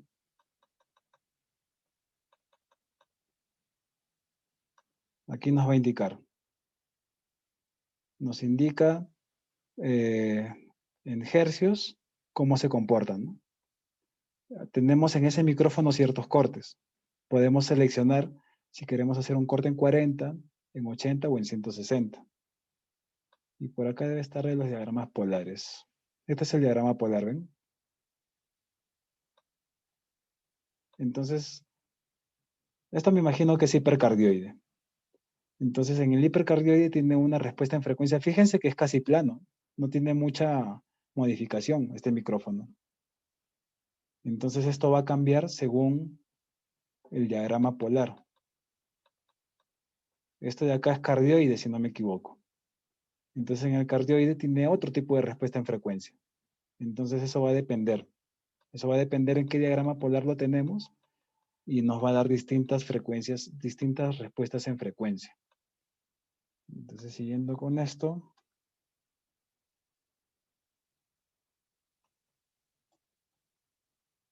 acá tenemos otro parámetro que nos indican en los manuales, la máxima presión sonora. Entonces, cualquier micrófono va a producir distorsión si se le hace trabajar a sonidos demasiado intensos. Entonces, cuando nosotros leamos un manual, también tenemos que tener en cuenta la máxima presión sonora. Porque si tenemos, por ejemplo, compramos un micrófono que nos gustó, por ejemplo, cómo suena, ¿no? Imaginemos el Behringer B1, porque es económico, nos gustó cómo suena y todo. Pero tenemos que leer qué tanta presión sonora admite. Porque si lo colocamos en una tarola, por ejemplo, en una caja, un redoblante, y le damos con todo, rompemos el diafragma y lo dañamos, porque no hemos leído muy bien el manual. Entonces, obviamente los micrófonos que son más caros nos va a permitir tener más presión sonora, y ahí vamos a poder ponerlos en trompetas, por ejemplo. Porque las trompetas tenemos mucha presión sonora cuando tocamos una trompeta. Entonces tenemos que tener cuidado ahí también, ¿no? Al acercar los micrófonos a las fuentes sonoras, los niveles son altos, obviamente. Y mantener la sobreexcitación puede dañar permanentemente el diafragma. Entonces la elección está entre la alta sensibilidad y los grandes valores de overload, que son las distorsiones también. Que justamente es esto, ¿no? Esta característica, la distorsión, incrementa el valor del micrófono. Las características de distorsión son determinadas mayoritariamente por el cuidado con lo que se hace un diafragma. Ningún micrófono es lineal, hemos visto, pero en los casos ideales sí, ¿no? Sería que sea plano. Y lo mejor que se puede hacer es hallar uno cuya distorsión se complemente con el sonido que se trata de registrar. Y esto también está en los manuales. Hay un parámetro que se llama THC, eso vendría a ser la distorsión del micrófono. Y las impedancias. La impedancia en un micrófono es la propiedad de limitar el paso de la corriente. Se expresa en ohmios. Y cuando veamos un manual siempre vamos a ver que las impedancias están medidas sobre la frecuencia de 1 kHz. Las más habituales son los micrófonos de baja impedancia, considerados hasta unos 600 ohmios, y los de alta impedancia suelen tener de 3000 ohmios para arriba. Entonces, los micrófonos más económicos y los caseros, los que vienen, por ejemplo, cuando, no sé si allá, cuando se compran un DVD, a veces viene con un micrófono de regalo, esos tienen alta impedancia, por ejemplo. Entonces, esos tú tienes que levantarle mucho volumen para que puedas escuchar y el sonido es malo, ¿no? Entonces, a más impedancia tenemos que levantar más volumen. Y los micrófonos más caros, los más profesionales, son los que tienen baja impedancia. Y es justo lo que dice aquí, ¿no? Los de baja impedancia pueden utilizarse cables largos, mientras que en los de alta impedancia, como estás restringiendo el paso de la corriente, solo se pueden usar con cables de corta distancia. Por eso es que ustedes han visto en las tiendas donde venden estos DVDs, el cable del micrófono pues es cortísimo, ¿no? Porque si lo hacen más largo ya no va a sonar ese micrófono. Y esto es lo que le dije hace un momento. Se utilizan para usos domésticos, ¿no? Los de alta impedancia. Y los de baja impedancia para usos profesionales. Y la relación señal-ruido justo va con lo que les decía sobre el ruido del propio micrófono. Cuanto mayor sea la señal y menor el ruido, mejor será la relación. Y por el contrario, si el nivel de señal es bajo y el nivel de ruido es alto, la relación será peor. Esto quiere decir que si yo tengo un rango de este tamaño, aquí no hay ruido, y este es el rango máximo de nivel de señal de un micrófono. Como todos los micrófonos tienen ruido, entonces el ruido, si tengo, va a comenzar a levantar. Y fíjense que el rango se va a cortar. Entonces, si yo tengo un micrófono que es muy ruidoso, me va a tener por acá, por ejemplo. Y fíjense este rango, es corto. Pero si tengo un micrófono más profesional que tiene poco ruido, va a tener un ruido por acá voy a tener más rango, más señal, y ese va a ser un mejor micrófono. Y eso es lo que yo había comparado, que les decía, con el Behringer, con el Audio-Técnica y con el Rode de las series económicas. Justamente el Rode NT1 tenía más rango, entonces tenía poco ruido. Entonces fíjense aquí, y esto también aparece en los manuales. Si tenemos una señal de 100 decibeles y un ruido propio del micrófono que es de 30, la relación va a ser de 70. Y en lo manual, si leemos que tiene una señal, una relación de 80, es mejor que a una de 70, ¿no? Entonces, eso tenemos que verificar en los manuales también. Y los diseños físicos son estos, ¿no? Hay micrófonos de mano, lavalier, que son estos de aquí pequeñitos que utilizan los presentadores de televisión, los headset, los shotgun, que son los que se utilizan para grabar películas, series, que son esos grandazos que se ponen con una especie de, ¿no?, un cables grandes que se ponen arriba. Los parabólicos y los de zona de presión, que son unos micrófonos planitos que se utilizan mucho para dentro del bombo, por ejemplo, ¿no? Y las técnicas de microfoneo. Vamos a ver esto aquí con unos ejemplos. Este de aquí, por ejemplo, ¿no? Hay varias técnicas para micrar un instrumento. La técnica Blumlein, que es colocar un micrófono hacia allá, que vendría a ser el L y el R, y aquí tenemos pues su diagrama de sus patrones polares. Este es para hacer microfonía en estéreo. Este es otro que es el más conocido, que es el par espaciado técnica B, que si tenemos, por ejemplo, acá un coro, por ejemplo, o una batería, ponemos un micro a la izquierda y uno a la derecha y nos da la sensación de estéreo.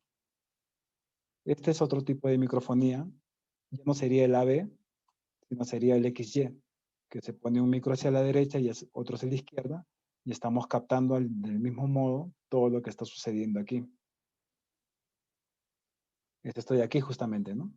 El micrófono de la izquierda capta todo lo que está en negro y el de la derecha todo lo que está en rojo. Y la técnica mid-high, que lo voy a hacer la clase que viene, ya con la práctica, con el Pro Tools, que vendría a ser colocar un micrófono en modo cardioide y un segundo micrófono en modo bidireccional. Es justamente esto, ¿no? El micrófono en cardioide en la figura 8 y vamos a tener todo esto.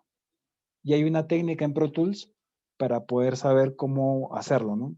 Hay que invertir la fase a uno de ellos. Y duplicar también. Eso lo vamos a hacer la clase que viene. Es justamente esto, fíjense, ¿no? El micrófono que va en cardioide va al medio en mono y el micrófono en 8 se duplica, pero al que sea duplicado se invierte la fase y tenemos la sensación en estéreo, que eso lo vamos a ver. Y otra técnica que es el ORTF, que es parecido al XY, pero se va desde la cola hacia la derecha y hacia la izquierda. Y esto es lo que le decía el efecto de proximidad, ¿no? Esta es nuestra respuesta en frecuencia del micrófono y conforme nos vamos acercando al micrófono, vamos aumentando los graves. Y estoy aquí. Y bueno, las conclusiones, que sería que no existe en realidad una regla para el uso de micrófonos, ¿no?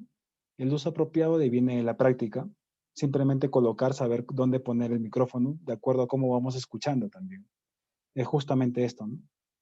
Es preciso oír el micrófono en proceso de elección del mismo, de ser posible, captando la fuente para lo que se necesita.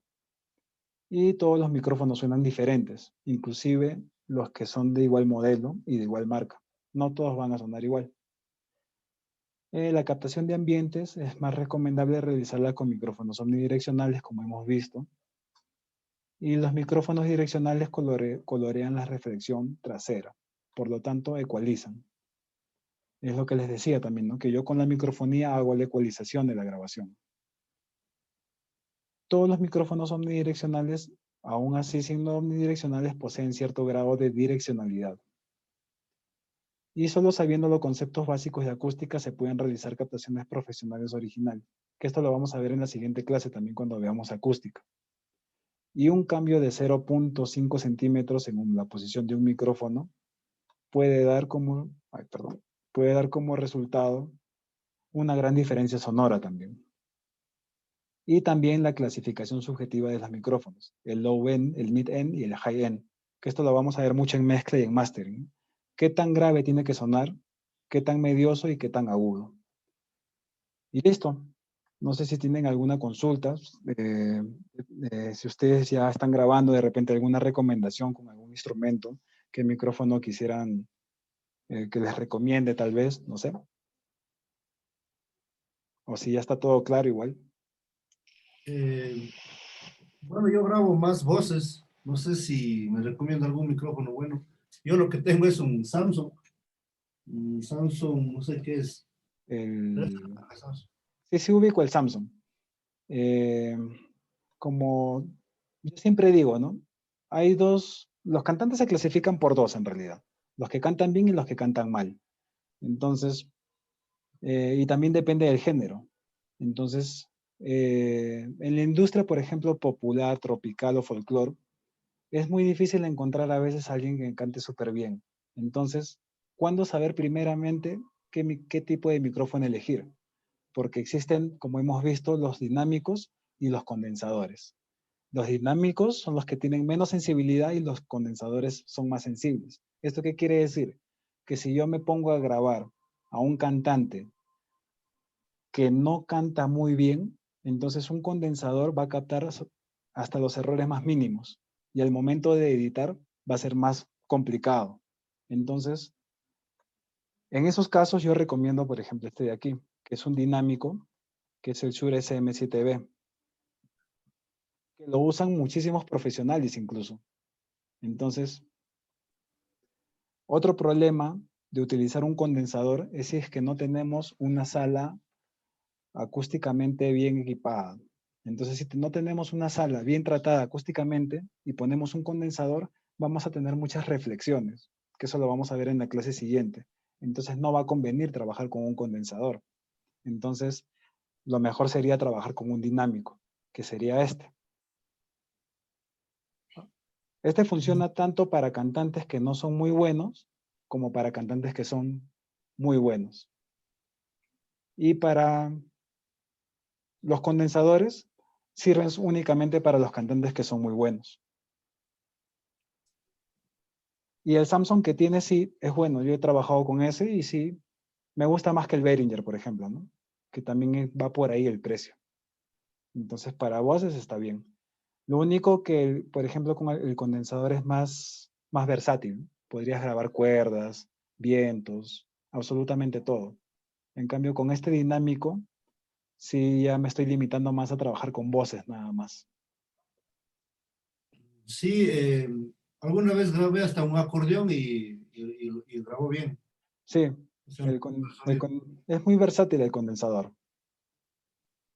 sí, al principio grababa con una C1, un micrófono C1 me parece que es. Sí, el Behringer. Entonces, el Behringer, ¿no? Ujú. Y luego me pasé al Samsung, pues como no sabía nada, me fui a una casa musical y pedí un micrófono para voces. Entonces, de varios micrófonos, pues es el que me gustó, o sea, la calidad de la voz y todo eso.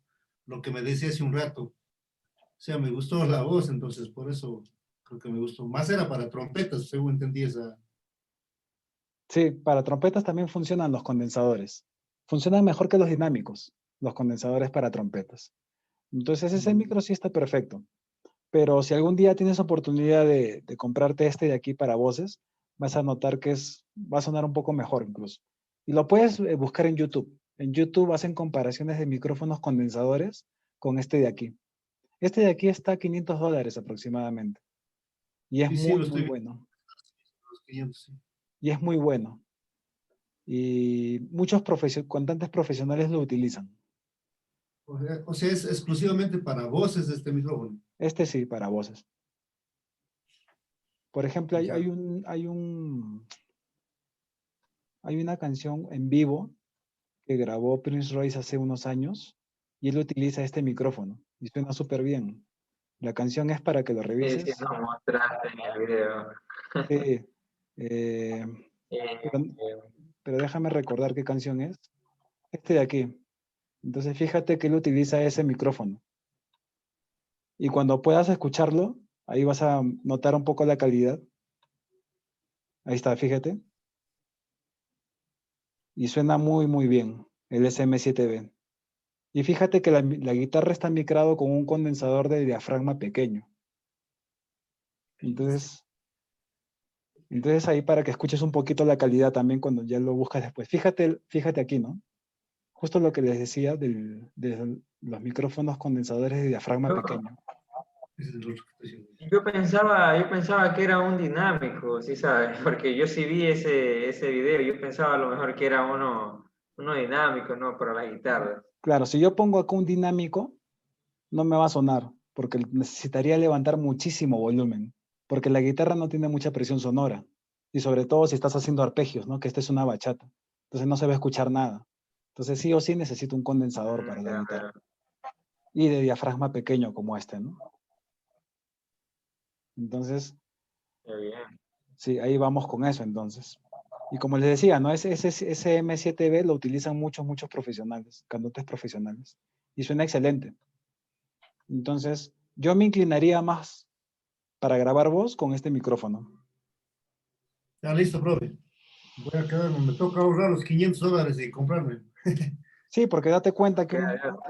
sí, porque fíjate, un condensador regular, ya hablando ya un poquito más pro, cuesta de $1000 para arriba, pero no vas Sí, a gastar $1000 en un condensador, ¿no? Ya te compras mejor este Shure que te digo, que está a 500, y con esto grabas absolutamente cualquier voz, para cualquier género, y queda mm, súper bien.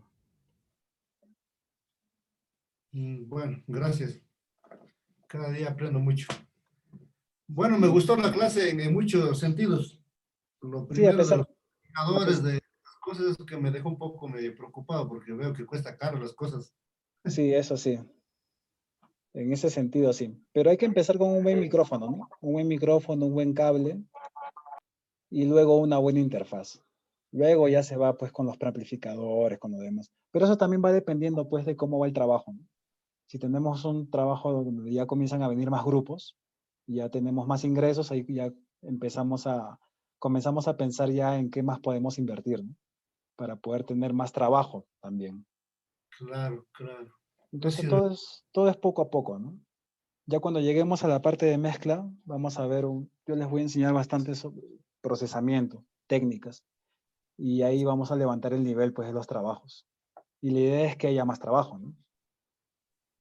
Sí, Ah, la verdad es que yo trabajo en mí mismo. O sea, yo canto, hago música popular de mi tierra y pues gasto mucho en los estudios de grabación, ¿no? Y yo hago las Me pistas imagino. y me falta la calidad, me falta el peso de la canción. Entonces, por eso es que opté por aprender más todavía. Claro, eso lo vamos a ver en mezcla. Yo les voy a enseñar bastante sobre las técnicas, cómo ecualizar sobre todo, ¿no? Porque como les decía hace un momento, no todos pensamos que ecualizar es levantar agudos y esto, y así no es, ¿no? Yo cuando les muestre mis sesiones de mezcla, van a ver que a todo le bajo agudos y suena bien. Listo, maestro. Listo, Gracias. chicos. Entonces ya nos estamos chévere. viendo la Este, siguiente clase. Sí, dime.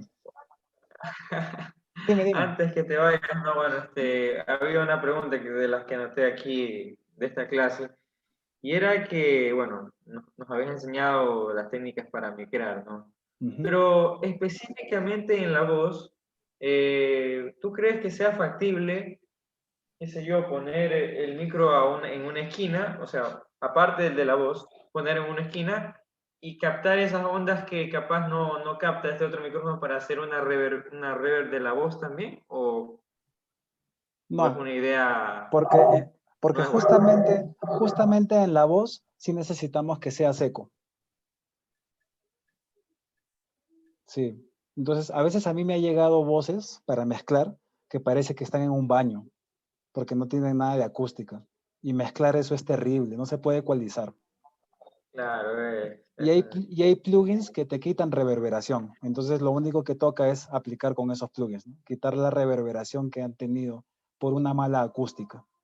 Entonces, si queremos pensar en una reverberación natural, primero tendríamos que pensar en tener la acústica tratada al 100%, ¿no? Profesionalmente. Porque si no, va a parecer un baño, va a parecer una reverberación muy fea. claro, tienes Ujú. razón. Sí, listo. Y bueno, esa Entonces, era mi pregunta, bueno, ahora sí. listo. Te dejamos libre. Bueno, que pasen buenas noches. Ya nos vemos. Listo, pasa bien, Mohamed. Listo. Hasta Hasta luego. luego.